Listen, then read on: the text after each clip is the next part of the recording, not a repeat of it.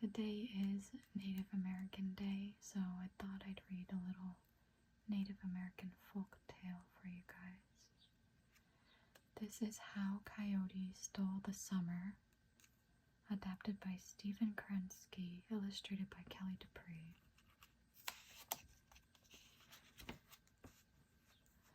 Brr, Coyote is always cold.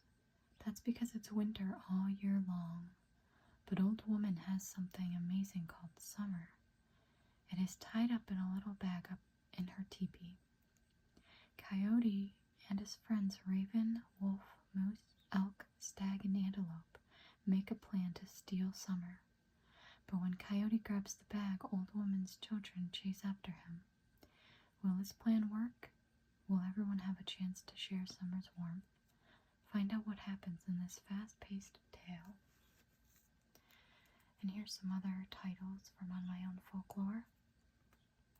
Anansi and the Box of Stories, Bokuden and the Bully, Casey Jones, The Chocolate Tree, this book here, John Henry, Little Seema and the Giant Bull, The Magic Pomegranate, Mike Fink, Paul Bunyan, and Pecos Bill. Alright, so how Coyote Stole the Summer.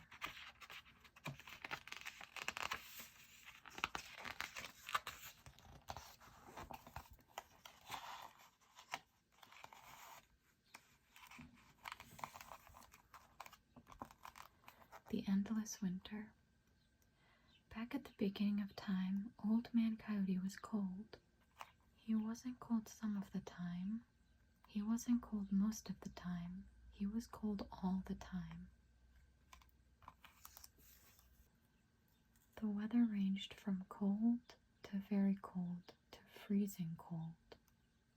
Old Man Coyote spent his days shivering and shuddering. Icicles hung from his nose and his toes. Frost covered his fur from head to tail, and he couldn't do anything about it. One morning, Coyote woke up covered with a blanket of fresh snow. As he shook it off, he thought he heard some ice crackling above him. Crackle. Then he looked up. The sound came from Raven. He was cackling over Coyote's head. "What are you laughing about?" asked Coyote. "Every time I see you, you are laughing at me." "That's because you're so funny," said Raven. "Here you are suffering in the cold when you could be nice and warm." "I could," said Coyote. Here he is covered in the snow. Here's the raven up above him.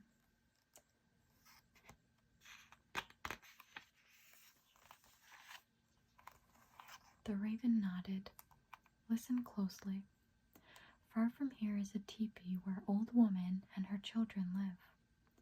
Old Woman has a special gift that she keeps in a black bag. This gift is called summer. She will not share it with anyone, but if you could get this summer, you would be warm at last." Old Man Coyote eyed Raven suspiciously. "In that case," he said, "why haven't you taken summer for yourself?" "Ah," said Raven, "I wish I could. But this old woman is powerful. A bird like me would have no chance against her."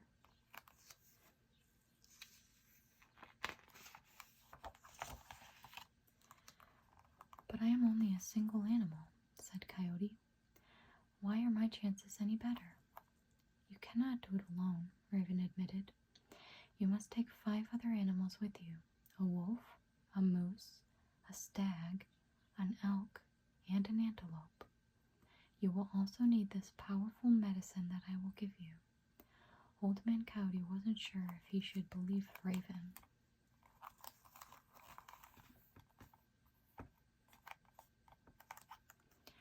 But what if there was really a chance for him to be nice and warm?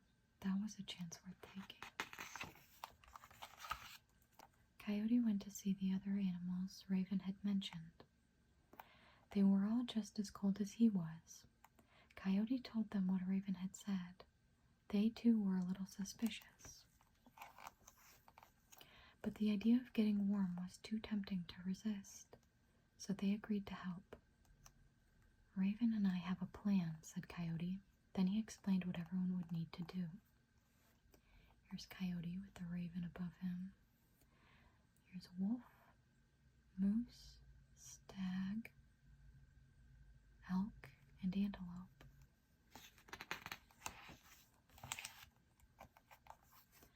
The plan unfolds. Coyote and Wolf crept up to a hill and carefully looked over the top. They saw the teepee where Old Woman lived with her many children. "It is time," Coyote whispered. Wolf stepped out into the clearing. Then he began to howl. So here's Wolf howling. There's Coyote sneaking down towards the teepee. And here's Old Woman with her children around a fire. Old Woman's children looked around. Who was making that noise? "It's a wolf," said one. "We must catch him," said another. "And cook him," said a third. "And eat him," said a fourth. Here they're going. They're going up the mountain to go get the wolf and cook him and eat him. They started to chase after Wolf, who ran away as fast as he could. Coyote smiled. With the children gone, there was no one to stop him, and here he is about to sneak into the teepee.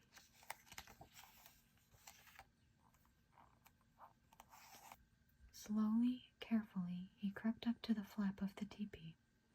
Then Coyote poked his head inside. There he saw Old Woman. She was busy making moccasins and humming to herself. Suddenly she stopped. "Who's there?" she asked. In a flash, Coyote leaped forward. He smeared Raven's medicine on Old Woman's lips. She cried out, but no words escaped her mouth. The medicine had magically removed her voice. So here she is making a moccasin. And here's Coyote with the potion. The magic medicine. Coyote looked around and saw a black bag sitting on the ground. He grabbed it and darted out of the tent. Old Woman still could not speak, but she rushed outside and put a pine branch over her fire. It sent a great plume of smoke into the air. So here he is running up the mountain. And here's Old Woman fanning the fire.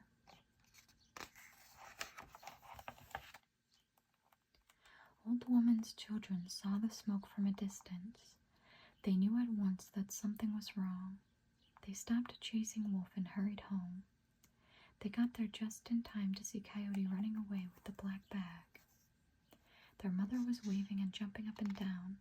She didn't need to say a word. Her children could see what had happened. "Stop, thief!" they shouted. Then they ran after Coyote as fast as they could. The chase.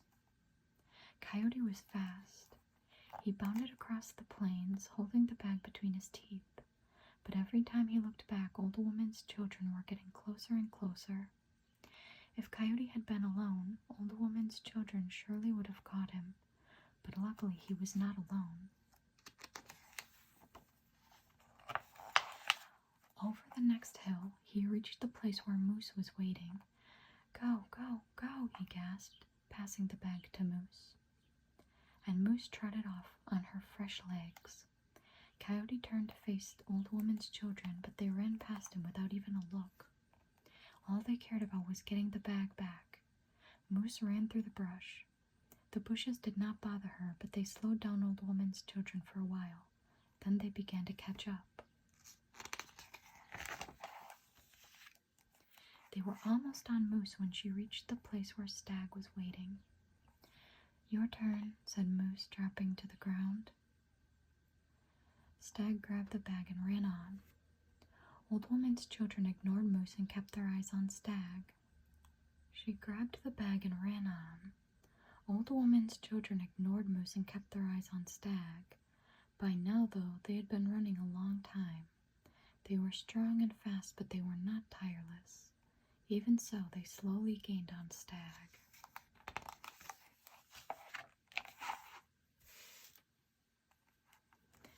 Just as they were catching up again, Stag reached Elk and passed the bag off to her. "Off with you," said Stag. Elk was faster than Stag. Old Woman's children were panting hard as they continued the chase. They kept pace with Elk for a while, but as fast as they ran, they could not catch her. When Elk got tired, she met up with Antelope, who was the fastest of all. "Go catch the wind," said Elk, passing the bag along, and Antelope bounded off. The sight of Antelope was a blow to Old Woman's children. They had run as far as their legs and hearts could carry them. They hated to admit defeat, but Antelope pulled farther and farther away. Finally, the children came to a stop.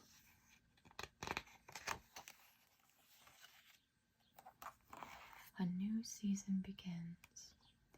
Antelope saw that the children had stopped following her, so she made her way back to Coyote's village. There she waited for the other animals to arrive. Elk was first, followed by Stag, Moose, and Wolf. Flying overhead was Raven, cackling the whole time. Coyote was the last to get back. The others gave him the honor of opening the bag. "Let's see what all this trouble has gotten us," said Coyote. As he opened the bag, summer jumped out like a great gust of wind.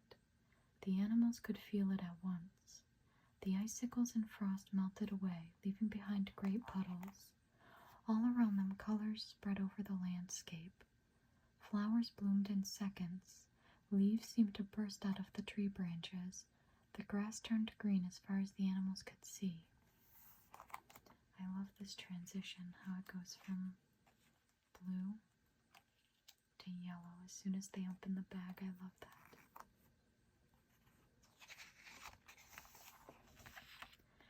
But the animals had forgotten one thing. With summer breaking out, it wasn't hard for Old Woman and her children to track them down, and they appeared quickly. "You are a thief," Old Woman shouted at Coyote. "You and your friends have stolen summer from our mother," said her children. "You need to give it back." "I will not," said Coyote. "Summer is too precious to be sealed up in a bag. It should be shared by everyone." Here's Old Woman scolding Coyote, and Raven watching from a tree branch that's now filled with leaves. "If you do not give it back," said Old Woman's children, "we will make war upon you." Old Man Coyote wanted to be warm, but he did not want to fight in a war. The other animals felt the same. "I have an idea," said Coyote. "Why don't we share summer between us? You can have it for half of the year, and we will have it for the other."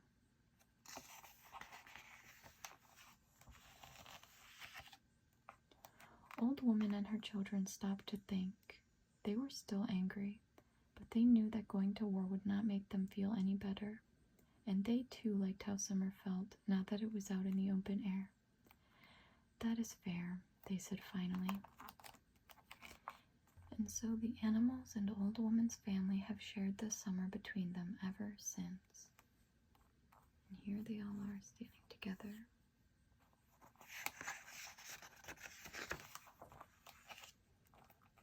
Afterward, coyotes live all over North America, from Canada to the United States to Mexico. But this wasn't always the case. Hundreds of years ago, most coyotes lived on the plains and deserts of Central and Western North America. The Native American groups in these areas tell many stories about coyotes. In stories, coyotes are often tricksters. A trickster is a character who plays tricks to do certain tasks. Tricksters often break the rules. Sometimes they play tricks to do something good, such as sharing summer with everyone. Other times, a trickster might play a mean trick on someone else. The story in this book is set in Wyoming, where the eastern Shoshones live. The illustrations show the Wyoming landscape with grassy plains and the Rocky Mountains in the background.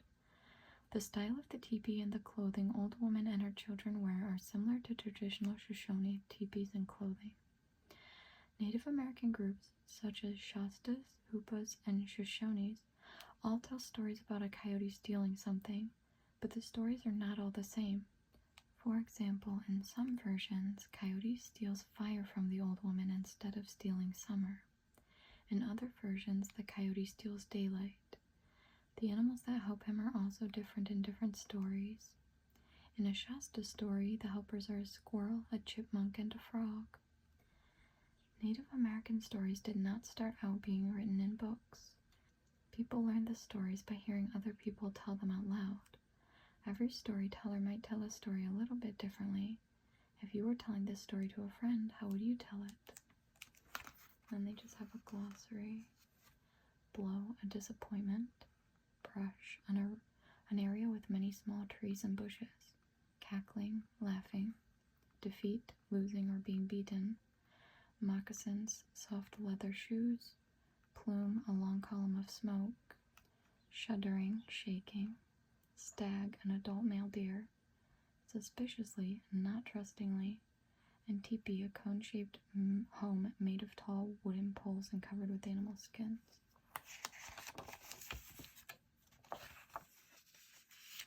And they have further reading and websites at the end there.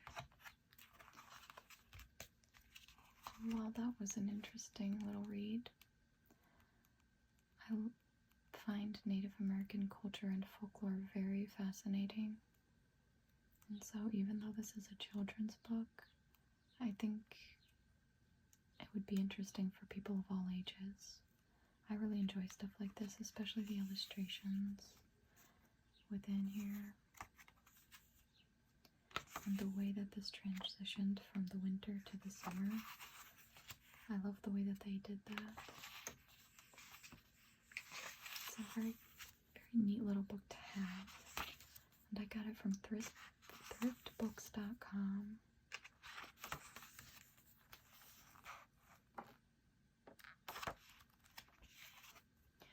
That is how Coyote stole the summer. I hope that you enjoyed this shorter video today and that you'll join me for the next one. And until then,